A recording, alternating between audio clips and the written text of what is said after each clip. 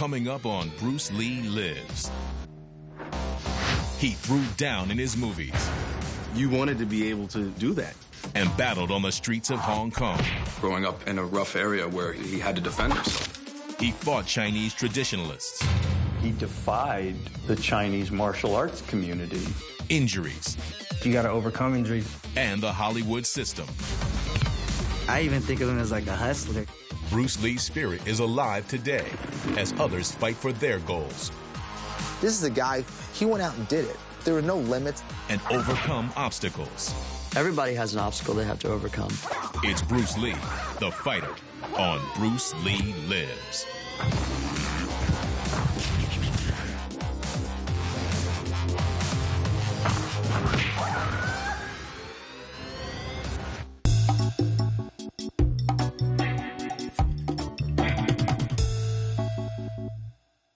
Ryan, when you hear the name Bruce Lee, like, what's the first thing that comes to your mind?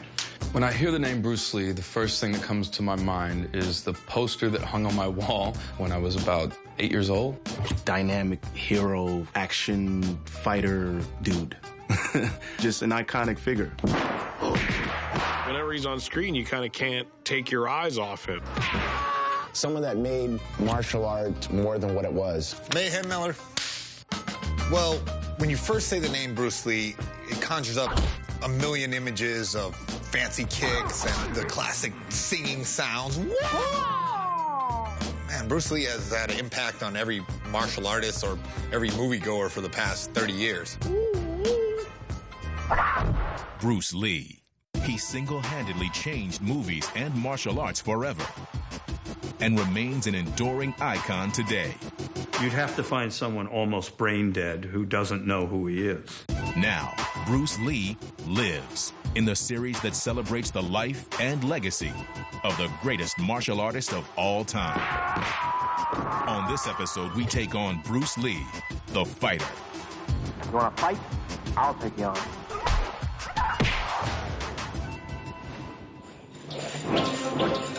Throughout his life, Bruce Lee faced many foes, from individuals to cultural conventions to racism and the Hollywood system. And today, his spirit inspires others to fight their own battles. From where I came from the streets, being around gangs, being around bad things I shouldn't have been at a young age. And where I grew up to now is being an inspiration. To many, Bruce Lee the fighter is the man from his movies. Bruce Lee was one badass. There's something about being one guy and being able to just kick the crap out of like 30 people. You wanted to be able to do that. You wanted to be able to fight and like feel no pain. Even if he's not talking, it's just the intensity in his eyes. There was electricity flowing through that man. In his films, he never backed down from a fight, whether facing street gangs, karate champions, or even NBA superstars. He's somebody that was 135 pounds and could beat anybody up. Here's a guy, little guy, who's beating guys that are like 10 times his size. Tiny little guy. But those are the ones to watch because they pack the most punch. Because you never see them coming. But Bruce Lee wasn't just a fighter on screen. He was a fighter in life. And his lessons apply universally. Whether you're in a cage, to fight is to compete. We're all born to fight. Or any other field. Skateboarding was so freestyle. It's like fighting. It's about competing with other people. In motocross, it's a battle. You against another guy on a level playing field. Stand-up comedy is a battle. Every time I do a show, I go in it like it's a fight.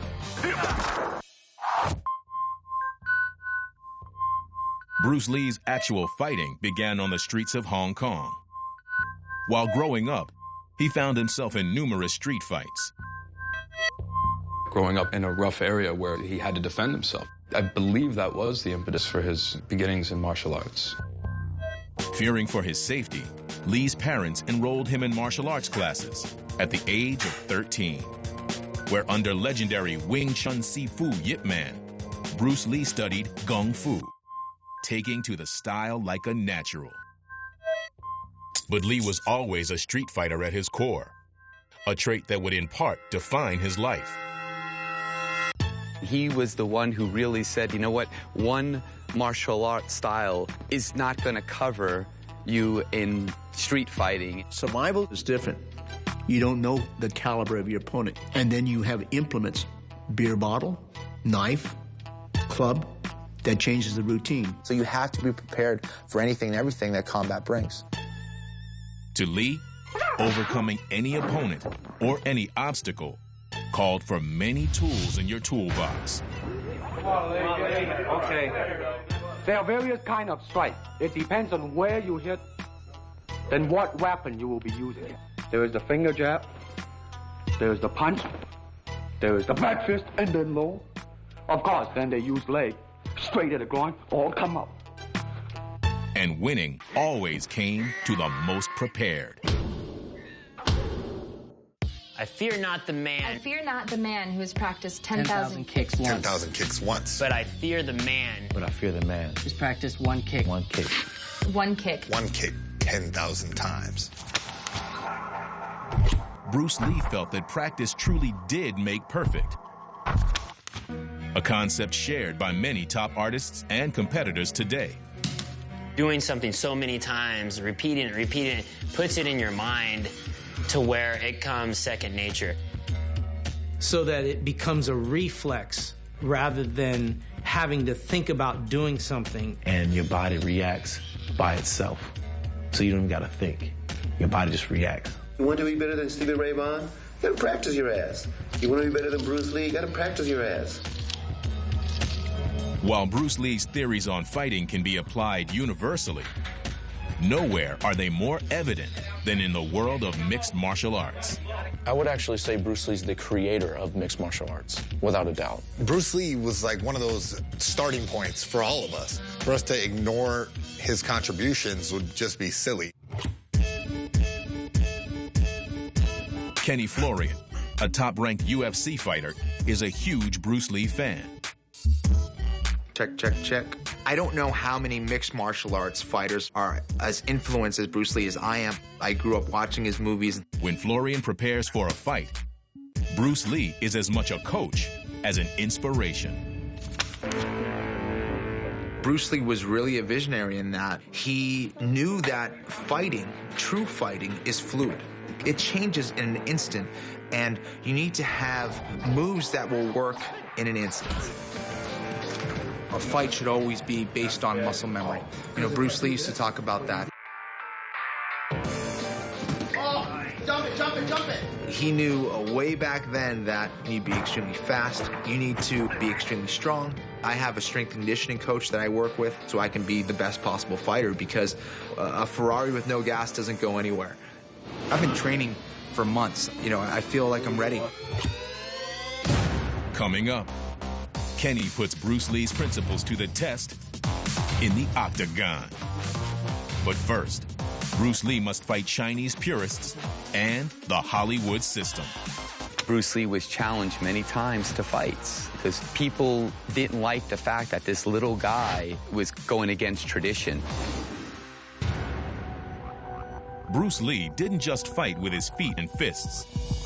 He was someone who set goals and fought to get what he wanted.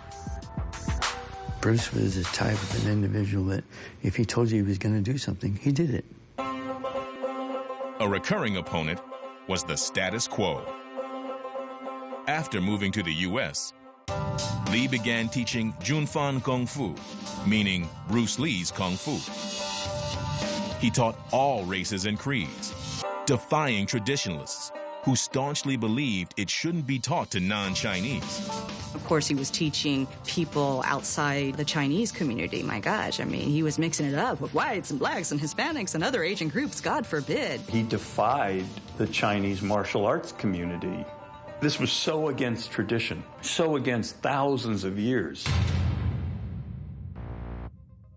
Lee would go on to challenge traditional martial artists again, as he blended numerous styles together and rejected any element he considered useless. I don't believe in system, Mr. Longstreet, nor in method. That's going to throw some salt in some of these grandmasters' games. This is going to make a lot of people mad about what this young Asian guy's doing. The wonderful thing about my godfather is he wasn't afraid to go against the grain. It pissed a lot of people off by that. A lot of people hate things that go against the average thinking, because one thing that we do as humans, we try to group everything together.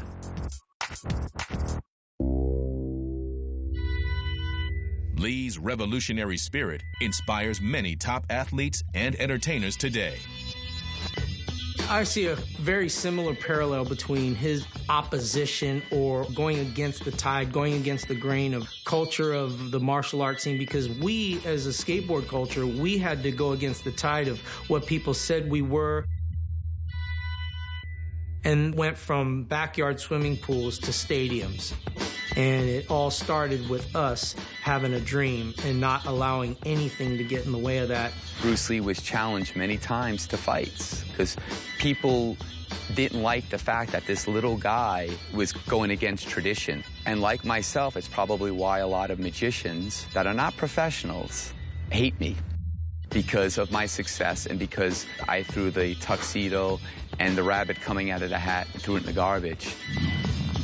But I think if you're true to yourself, you're passionate about what you want out of life, you just do your thing and never look over your shoulder. And Bruce Lee did that. While Bruce Lee always fought for his beliefs, the path wasn't painless. A lot of people were going against Bruce Lee. The industry. Nobody wants to invest money in a relatively new Chinese actor. His own people, people with money. But to Bruce, it wasn't about the obstacle. It was about how you dealt with it. Well, we fight alone or all together.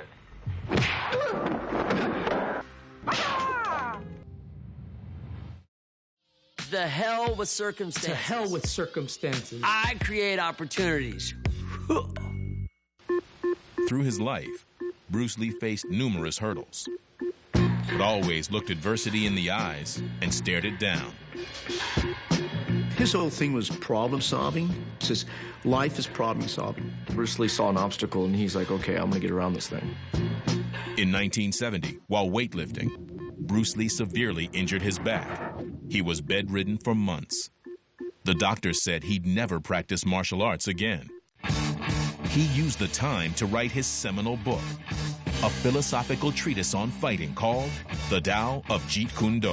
If your back is crushed and you have to be hospitalized or immobilized from the back injury, many people would just be depressed and go, life sucks. Or some people write The Tao of Jeet Kune Do.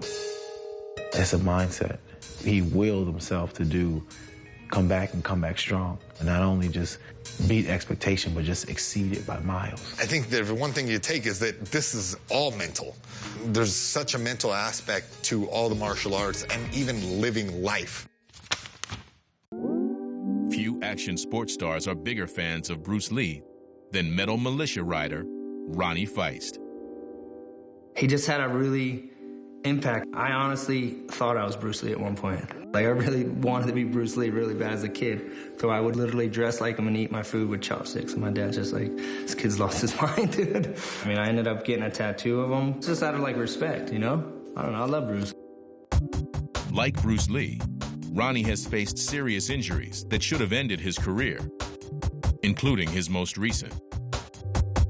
All right, so 2 weeks left on the Nuclear Cowboy Tour, I crashed in Ontario. I caught the wall with my left femur, broke my femur. Got surgery the next night, got a rod put in, 2 screws. Bruce has been through major injuries that set him back, and this femur fracture has definitely been a setback. That's how weak it is. Can't even lift it up. I'm pushing to be back in 3 months, and I think the same thing with Bruce. If he gets hurt, it's a love for the martial arts. He's an athlete. I think when you put your mind to something and you believe it, ain't nobody stop me. I'm gonna ride X Games. So that's how I look at it. That's what I think set Bruce apart. He had love and passion for what he did, and he had a desire to be the best that he can be. You know, throughout the career, I've had injuries, and, you know, you're faced with injuries, and you always got to overcome injury. There's 6 weeks until Summer X Games, and Ronnie is finally back in the saddle for the first time in months. I guess I just gotta start somewhere, right? I think I'm gonna be a lot better off at X Games than people are gonna expect. I think I might even surprise myself.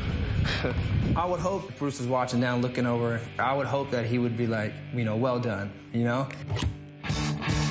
Ronnie knows the will to fight through injury has its rewards, just like with Bruce Lee.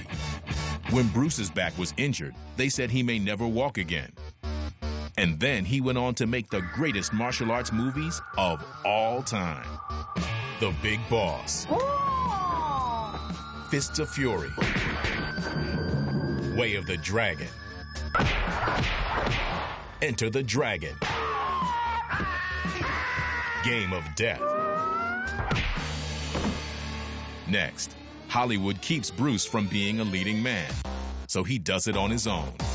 He knew that, hey, if I can't get the studios behind me in Hollywood, then I really have to make my own path here. Plus, UFC star Kenny Florian is ready for a fight. I can't wait to get in there, and it's been a lot of pain and suffering. Now it's about putting that on my opponent. Bruce Lee was a man who was used to winning his battles. But in his fight to be a Hollywood star, he faced his fair share of hurdles. But even to someone as determined as Bruce Lee, the Hollywood system was a formidable foe. You got to think of the racism that he faced back at that time, where at that time not too many people have seen an Asian guy on a TV show where he's like the star.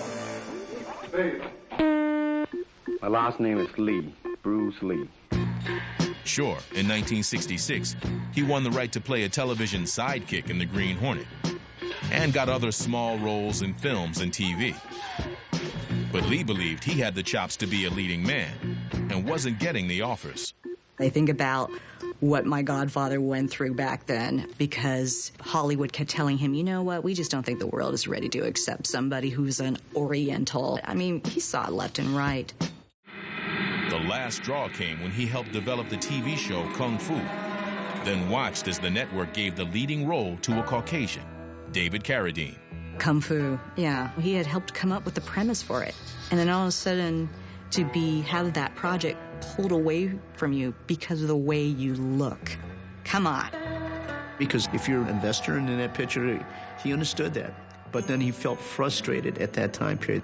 But in true Bruce Lee fashion, he fought through every roadblock, one way or another. My father and my mother always tell me the story is they said, what are you going to do, Bruce? And he goes, circumstances, hell, I make circumstances. And so thus he went on to Hong Kong and he got together his own team and his own group and he made his own projects. That's why he went back to Hong Kong. I remember when he was going back, he said, I'm going to go back and I'm going to do pictures and I'm going to direct and I'm going to learn how to cinematography. I'm going to learn how to even write a script. And I thought, my gosh, he's a martial artist. But I think he proved a lot of people wrong. When his Hong Kong films broke box office records, Hollywood finally took notice. Bruce Lee fought to be a movie star, and he did it his way. I also see him as one of the original fathers of independent filmmaking. I really do. Because, he knew that, hey, if I can't get the studios behind me in Hollywood, then I really have to make my own path here. And I love how he really took control of his destiny in his own life. I even think of him as like a hustler, you know what I'm saying? Like, he had to pave his own way to break into mainstream cultures. I remember he didn't want to be just like the sidekick, because he knew he was more than that. This is a guy, he went out and did it. There were no limits. He was a true rebel and a successful one. Seeing no limits is the true fighter's way, something UFC star Kenny Florian knows all too well. He just lost nearly 20 pounds to compete as a featherweight. And if he can win his fight against top 5 fighter Diego Nunes, he just might get a shot at the title. It's been a lot of pain and suffering. It's very much in line with what Bruce Lee used to talk about, is pushing beyond your limits. And when you think you've done that, push even more. It's fight night, and Kenny Florian just hopes he's got more Bruce Lee in him than his opponent. In 3 full rounds, Florian and Nunes battle furiously. A skilled elbow by Florian draws blood, helping Kenny earn victory by unanimous decision. I felt great out there during the fight. I felt really good. I got stronger as the fight went on. What do you think Bruce would say? It would be get back to work. That's what I'm going to do. Bruce Lee, he went and wanted to achieve what he wanted to do and attacked it with vigor and passion, and that's the way that I've tried to approach my life, and I think everybody should approach your life that way. Like Bruce Lee, Kenny was steadfast in achieving his goals and won't stop till he gets his title. And it's not just fighters who can use Lee for inspiration. Whether they're proving people wrong. There's been a lot of things in my life that people say, oh, you can't do that, or there's no way you're going to be able to pull this off. And it makes me want to do it that much more. Or overcoming hardships. I believe I have a similar path in where I've had adversity. I was on drugs for 10 years. I went to prison for 5. And through that adversity, I've come out learning something from it and really applying it to my life in such a way that I could really influence others. That's the cool thing I think that my godfather was able to offer people from different sports, is just how to rethink the game, how to think outside the box, how to be an explorer. Bruce Lee overcame a lot of obstacles. Everybody has an obstacle they have to overcome. Bruce Lee epitomized what it was to be a fighter. There's a Bruce Lee in you, there's a Bruce Lee in me. And what does that mean? It means that you're a warrior. You shouldn't put the tail between your legs and apologize for being a human being. If you understand fighting, you understand life.